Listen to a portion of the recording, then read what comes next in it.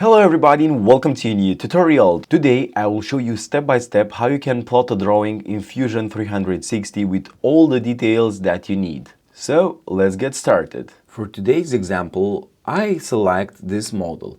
So it is a simple one and it is made of one component and, as you see, one body. The unit here is centimeter. So keep it in mind that. In order to plot a drawing here, we need to go at this menu, Design, Drawing, and From Design. In the right corner, it will appear a new window with options. For this example, it is the same thing if you are selecting Full Assembly or Visible only. Because imagine if you have a more complex design with many components, you can hide a part of them and a part of them it will be visible. But in this case, we have just one single component.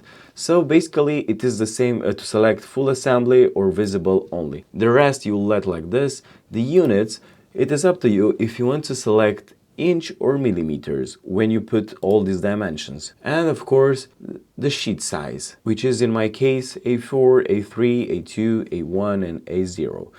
For today's example, I will let it like this, default A3 landscape, and then press OK. The first thing you'll notice when it will open this window, it is that you have on your mouse cursor the base view, which is located here. To fix it, left click. In this part you have many options. For example, the orientation. It could be front like this, it could be top, it could be right, and others as well, especially isometric.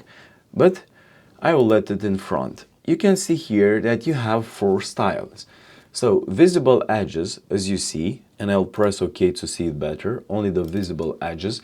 Then visible and hidden edges. Now you can also see this invisible parts, shaded. And now we can see the drawing with the material or with the color that we picked previously, and of course, as you guessed it, shaded with hidden edges. But I will let it now just with shaded. And also I can modify the scale. For this format, the scale is 1:5, but let's put it 1:3, why not? And then press close. If you want to drag it, just pick up and just drag the mouse. Because you have now the base view, let's draw some projected views. Let's go with this button, projected view, and let's start to drag some parts. But I'll show you all the angles, so you can see it from all the sides. And after you finish, just press this button. As you see, the style is the same also for the other projected views, like the base. But let's try a little experiment. Let's double click on it and let's change it just the base view in visible edges. And look at that. All of them are starting to be like the base view. We can now start to delete a part of them because, as you know, usually you need just the top, the right and the front view. So let's delete the rest. Just select one and press the delete key. Now if you want to move them, just select the base one and just move them. Also, you can move also the projected views. And when it comes to this one, for example, the isometric view, if you want to be shaded, just double click on it and go with shaded. Also, you could change the scale to, even though it is from a parent, the parent means the base view, and place it at the corner. If you want to see better the drawing, you can zoom in or zoom out exactly like the 3D model. And also hold the mouse wheel and you can move it. Here you have a menu and I will show really quick the most used commands. For example, the section view. Imagine you want to see the section of this one. So go to the section view, pick up a point, for example, yes, this A, and the other one. After you are done, press this button. And now you can see clearly here how it is the section. You can see from one part, which is almost the same with that one, or from the interior. So let's select the interior. Moreover, you can also change the scale, but I will let it like this. And then press OK. As you see, this hatch is used for the full part. You can also modify this hatch previously. And now it is written here, the section A to A, and the scale is 1.3. After that, you have the move command. As I showed you previously, I select transform and you can move it. The rotate, it's kind of the same. You select it, transform, and then pick a point and you just rotate it to be easier to see it after that. When it comes to geometry, we have here some line and some points. So for example, the center line. You can select this line and that one, and now you know this is the center line and these 3 points go into this line, for example. And it is also the same with the center mark. Usually it is made for circles. As you see, now we have a little point here that suggests it is a circle here. And now by far the most used command here, it is the dimension. You can also activate with the D letter. For example, this line. Okay, it is a line of 275.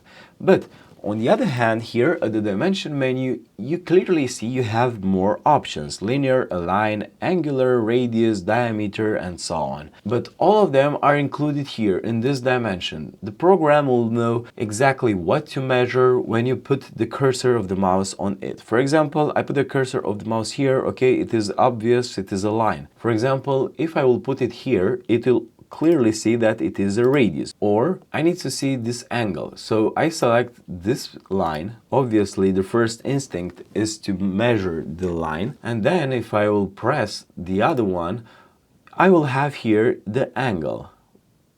For example, I will put it like this. But if I want to move it, just select that one and just drag it. But let's have another example. Let's say you want a line of these dimensions. Delete that one, go to the dimension, just set one dimension, move it in the other side, and now let's go to the dimension again, chain dimension, select this dimension, and now you can select other points as well. And after that, press enter. Here it is not very clear, so I'll move it. Just drag this dimension, and now you see you have all these dimensions on the same line, which could be very helpful, especially in the constructions drawings. The other command is a text. For example, you want to have a quick note and you just go here, text, select, and you can write, for example, technical drawing. Why not? At this window you can modify the font. So select which font you want, the height of the text, of course, the color of the text, if you want to be bold, italic, underline, or you can change the justification to be in the middle, in the left, in the right, and so on. Moreover, the beauty of this command is that you have also a list of symbols, so you can use them. And after that, press close or enter. Or if you want to make a quick note, but also related to one point, you go here to note. Select, for example, this line, why not? And you can write here, for example, I don't know, welding 180 degrees. And you have also the same features. Or you can move it as well. If you want to insert an image, this is the command for you, insert image. I select an image and I'll put it, for example, here. I can move it, I can scale it, and if it's fine, I'll press OK. And also, if you are here, you can also modify this table. Double click on it and you can add, for example, drawing number. I will say drawing number 2, for example. Technical reference, approved by. Also, you can write here the scale, the date that you want. You have here 3 spots for the title, and so on. After you're done with that, press the Finish Properties and you're fine. Also, a feature that you have here is the table. So you can go here to Table and it will appear a table. Now, when it comes to this one, as you see, there are the item, quantity, part number. You can write a description here, and the material. The material from this component, it is steel because it is the default material of the Fusion 360. If you have a bigger drawing with many components, all the components, it will be written here, component 1, 2, 3, or you can see actually the name of the components. But this table have also some features. Double click on it and you can see here that you have item, quantity, exactly what you see here, but you can add more also. So the part name or the mass. And you can see the mass here. Also, it can be very helpful, as you see, this little balloon. You have the balloon here, but if I'll go to each of these drawings, it doesn't matter because this drawing is just one part, it is one body, and no matter which one I will select, it will be written here in this balloon 1, because this is the first item, component 1. Again, if you have a bigger drawing with many components, you will have here in these balloons 1, 2, 3, and so on. And for the final part, if you want to export what you draw here, go to the export and you have here some options. The most common one, of course, it will be to export in PDF. But if you want to import it in AutoCAD, you can export also in DVG or to export DXF or to be in an Excel file. I'll go to PDF, why not? Open PDF and then you can save it. And as you see, it appears this drawing. I hope this video helped you. Learn more about the program and don't hesitate to collaborate with me. Any service is just a click away. And if you have questions, leave them in the comments below. As always, don't forget to like, share, subscribe, and see you next time.